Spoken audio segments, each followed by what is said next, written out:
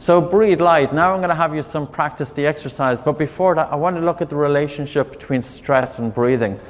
I think in adults certainly stress is a big aspect in changing breathing patterns. And how do you breathe when you're stressed? Does your breathing get faster or does it get slower? Faster. If you're stressed, will you breathe using your upper chest or your diaphragm? When you're stressed, do you sigh more or do you sigh less? You sigh more. When you're stressed, do you breathe more or do you breathe less? I know some people hold their breath, but generally we will start breathing more. We breathe faster, we breathe more noticeable, we often breathe through the mouth. That's how we breathe when we're stressed. But then we're often told to take a deep breath. What I'd like you to do is take a deep breath. So did you increase the speed of it? Yes. Was it like a big sigh? Yes. Okay, you're aware of nose breathing, so we're not going to have oral breathing here. But was it a noticeable breath? Yes. And if you were to look down at your chest, you'll see it's upper chest breathing. And taking the instruction to take the deep breath is endemic. You hear of it everywhere. We have this belief that the more air we breathe, the more oxygen delivered to the cells. But oxygen transfer takes place from the blood to the tissues in the presence of carbon dioxide. You breathe too hard, you get rid of too much CO2, and the bond between oxygen and hemoglobin strengthens. It's called the oxygen dissociation curve. But the other aspect is, light breathing through the nose, you harness a higher concentration of nasal nitric oxide. And nasal nitric oxide enhances oxygen uptake in the blood. To breathe through the nose, you activate the diaphragm. Activating the diaphragm and breathing through the nose will help activate the parasympathetic nervous system. The slower and lighter you breathe, the more you bring your body from a state of stress into relaxation. You need to do the opposite to the deep breath. And that's what we're going to practice. So what I would like you to do is, instead of breathing faster, I would like you to completely slow down your breath. Instead of sighing, I would like you to have regular breathing. Instead of breathing through the mouth, I would like you to breathe through your nose. Instead of noticeable breathing, I'd like you to have soft breathing. So I'd like you to put one hand on your chest, one hand just above your navel. And I would like you to tune into your breath. I would like you to feel the slightly colder air coming into your nose and the slightly warmer air leaving your nose. To feel the slightly colder air coming into the nose and the slightly warmer air leaving your nose. Can we influence your blood circulation through your breath? Pay attention to your body temperature and check, can we influence your blood circulation? As you feel your breathing, I'd like you to pay attention to the airflow as it comes into your nose and as it leaves your nose.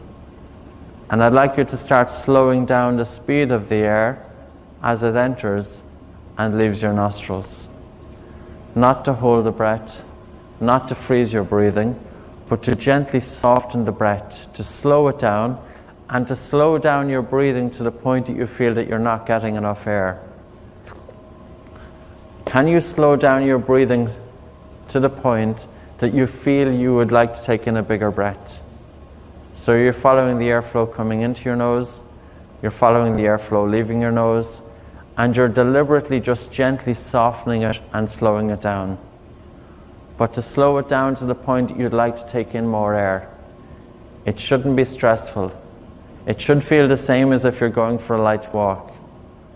And as you slow down your breathing, carbon dioxide gently accumulates in the blood. So I'd like you to also think of harnessing nitric oxide in the nasal cavity. The lighter you breathe through your nose, the higher the concentration of nitric oxide that you bring into your lungs. To breathe so lightly, so quiet, so calm, and so soft. If your attention wanders off, bring your attention back onto your breath. Breathe so softly, so light. You're only doing this correctly if you feel that you're not getting enough air.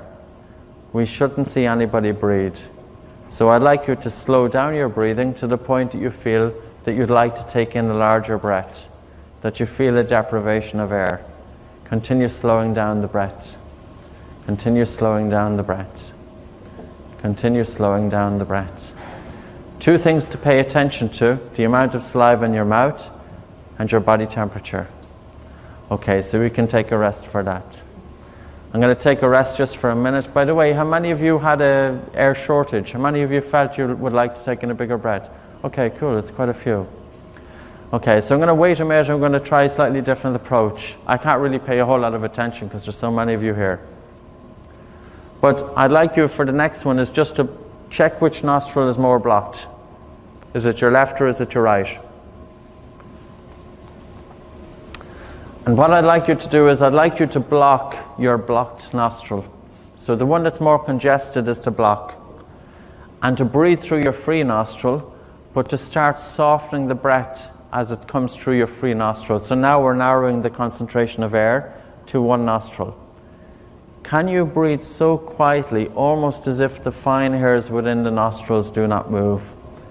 You're tuning in to the airflow as it comes into your nose, and you're feeling the airflow as it leaves your nose. You feel the airflow as it comes into your nose, and you feel the airflow as it leaves your nose. And you're gently softening your breathing to the point that you feel that you're not getting enough air. Lao Tzu, he said that the perfect person breathes as if they do not breathe. Can you breathe so lightly to harness nasal nitric oxide, to carry it into your lungs, where it will help open up the airways, sterilize the air, improve ventilation perfusion. Breathing so soft, so calm, so quiet. So I'd like you to continue for one more minute, following the breath, feeling the airflow as it comes into your nose and feeling the airflow as it leaves your nose. If your attention wanders off, bring your attention back onto the breath. It's a very good exercise to follow your breathing. Take attention out of the mind onto the breath. Out of the mind onto the breath. Gently soften your breathing. Gently quieten your breathing. Gently calm your breathing. And the only thing you have to do is you're paying attention to the airflow coming into the nose, you're paying attention to the airflow leaving your nose, and you're gently slowing it down and softening it. Gently slow it down and soften it. Okay, so we can take a rest at that. I'm just curious, as a group of people, now it's not going to be 100% or anything like it, who feels a change in the amount of saliva in the mouth? Is your mouth drier? Is it the same, or is it more moist? It's more moist.